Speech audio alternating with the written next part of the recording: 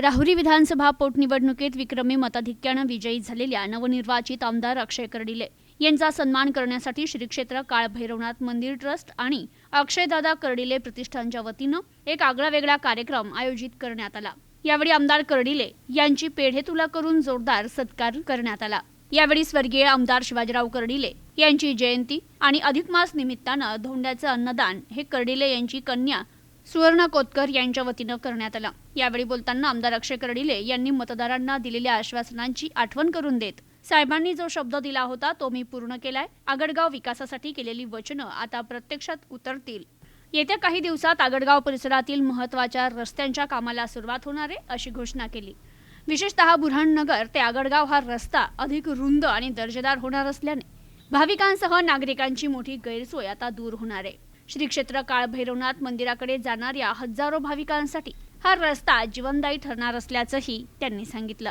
कर्डिले यांच्या या घोषणेमुळे परिसरातील नागरिकांमध्ये समाधानाचं वातावरण निर्माण झालं असून विकास कामांच्या नव्या पर्वाची सुरुवात झाल्याची भावना व्यक्त केली जाते।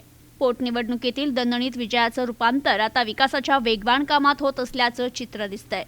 व आदरणीय आमदार शिवाजीराव कर्डिले साहेबांवरती प्रेम करणारे आणि नगर तालुका आणि विशेष आपला परिसर म्हणलं का साहेबांचं कुटुंबामधून आलेले सर्व साहेबांच्या वरती प्रेम करणारे सर्व सदस्य आपल्या सर्वांचं मी प्रथम सहर्ष स्वागत करतो। आजचा कार्यक्रम अतिशय आनंदात पार पडतोय।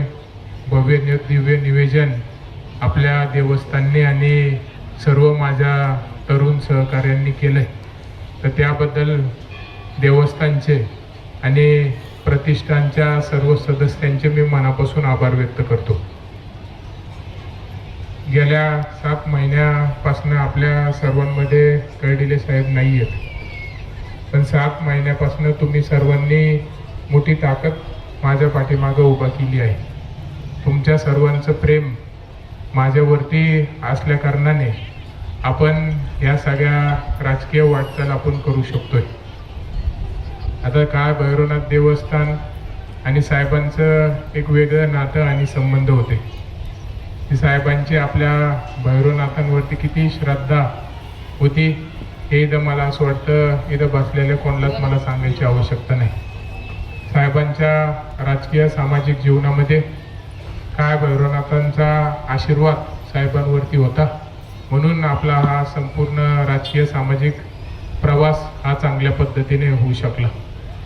आणि आज साहेब नाहीत, पण तुम्ही सर्वांनी मात्र मला साहेबांची कमी कोणत्या क्षणाला जाणीव होऊन देत नाहीयेत।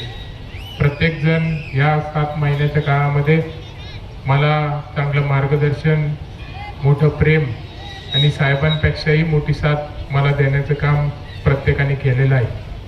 म्हणून काही दिवसांपूर्वी निवडणूक होण्याच्या अगोदर माझे जे काही गेल्या 15 वर्षामध्ये तयार झालेले सर्व तरुण सहकारी आहेत, त्यांनी काही वर्षापूर्वी एक प्रतिष्ठान स्थापन केलं आणि त्यांनी काय भैरवनाथाला ते दर ड्रायव्हर येत असतात आणि इच्छा व्यक्त केली की मी आमदारपद मला मिळालं तर भव्य दिव्य असा पेढे तुलाचा कार्यक्रम इथं करू।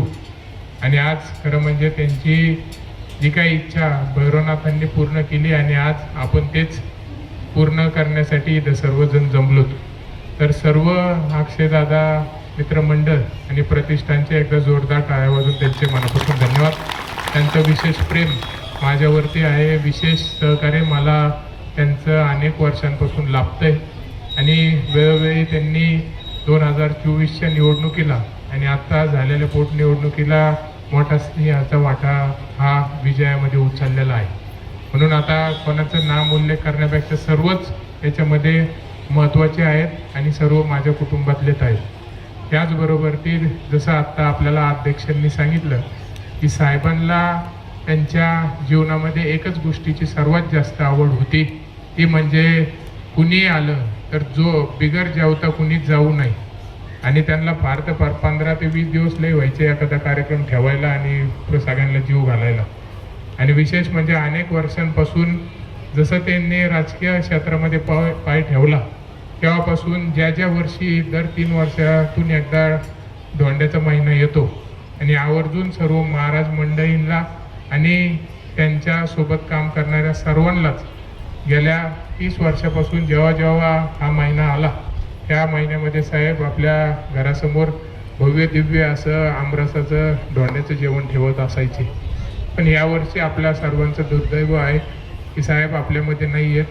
पण साहेबांना ज्या गोष्टी आवडत होत्या त्या गोष्टी आता जर आपण करतोय तर साहेब जिथं आहेत तिथं पाहून त्यांना फार आनंद होत असेल. म्हणून आज खरं म्हणजे आजचा जेवणाचा कार्यक्रम हा पूर्णपणे माझ्या भगिनी सुवर्णाताई संदीप कोतकर यांची इच्छा होती की साहेब ज्या पद्धतीने प्रत्येक धोंड्याच्या महिन्यामध्ये सगळ्यांना एकत्र बोलून जीव घालायचे, यावर्षी पण तो खंड न होता त्याच पद्धतीने उलट त्यापेक्षाही मोठ्या प्रमाणात भाविक भक्त जेवले पाहिजे अशी सुवर्णताईची इच्छा होती. आणि 1 तारखेला साहेबांची जयंती झाली आणि त्या निमित्तानंच आज खरं म्हणजे धोंडे जेवण आमरसाचा कार्यक्रम आज आपल्या सर्वांसाठी सुवर्णताईंनी ठेवलेला आहे. तर निश्चितपणे भविष्याच्या वाटचालीमध्ये काय भैरवनाथांची श्रद्धा त्यांचा आशीर्वाद तर सदैव माझ्यावरती आहे, माझ्या कुटुंबावरती आहे. म्हणून येणाऱ्या काळामध्ये शेवटच्या श्वासापर्यंत आपल्याला मी वेळोवेळी विश्वासही दिलाय आणि आज आपल्याला पुन्हा एकदा त्यांच्याच आशीर्वादाने आपल्याला शब्द आणि विश्वास देतो की येणाऱ्या काळामध्ये या देवस्थानच्या प्रगतीसाठी माझ्याकडून कुठल्याच गोष्टीची कमी पडणार नाही. सदैव मी एक सेवेकरी म्हणून आपल्या या भैरवनाथांची सेवा करत माझं कुटुंब आलंय आणि भविष्यामध्ये मी देखील करणार आहे. आणि साहेबांची मोठी इच्छा होती आणि साहेबांनी याच प्रांगणामध्ये आपल्याला शब्द दिला होता की भाविकांची मोठी सोय मी करून देणार आहे. म्हणून वेळोवेळी साहेबांनी या 20-25 वर्षामध्ये आपल्या देवस्थानला भरपूर मार्गदर्शन केलंय. आणि मला असं वाटतं आपण हे पाहत असू तर हे साहेबांचीच कल्पना होती की हे आपलं मोठं शेड झालं पाहिजे. आणि सगळ्यात मोठा शब्द साहेबांनी जाताना आपल्याला दिला होता की भाविकांना यायला जायला कोणत्या प्रकारची अडचण येणार नाही याची जबाबदारी माझी. म्हणून आपल्याला सांगतो की येणाऱ्या काळामध्ये आपल्याला यायला जायला कुठल्याच प्रकारची अडचण येणार नाही. साहेबांनी जो शब्द दिला तो पूर्ण करून दाखवलाय आणि त्याची थोड्याच दिवसात सुरुवात होतीये की जो आपल्या बुरानगरपासनं तर आपल्या देवस्थानपर्यंत भव्य दिव्य असा सुंदर रस्ता मी आपल्या सर्वांसाठी करून देणार आहे. त्या बाबतीत कुठलीही अडचण नाही आणि तो रस्ता पूर्वीपेक्षा मोठा होणार आहे, डबल. त्यामुळं यायला अडचण नाही, जायला अडचण नाही, भाविकांची सोय चांगल्या प्रकारे होईल.